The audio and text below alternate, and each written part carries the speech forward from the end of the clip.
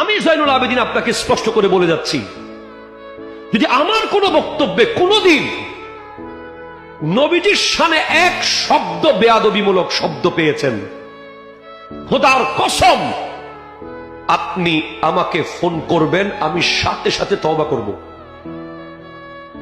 যদি আমি তওবা না করি, আপনি আমার বক্তব্য আর শুনবেন না,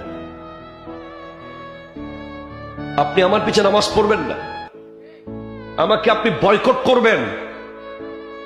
কারণ এই গোটা সৃষ্টি জগতের প্রধান অতিথি হলো আমার নবী। প্রধান অতিথিকে কষ্ট দিয়ে মাহফিল সাকসেস হয় না। ভাইজান, প্রথম কথা হলো, যদি আপনি অটল থাকতে চান, আল্লাহ আমার রব বলেছেন, এই কথার উপরে যদি আপনি অটল থাকতে চান মৃত্যুর আগ পর্যন্ত, আপনার জন্য প্রথম শর্ত হলো ইশকে মুস্তাফা, নবীজির প্রেম। আপনি যেই দলের হন, যেই মতের হন, যেই পীরের হন, যেই নেতার হন, আপনি আসেন,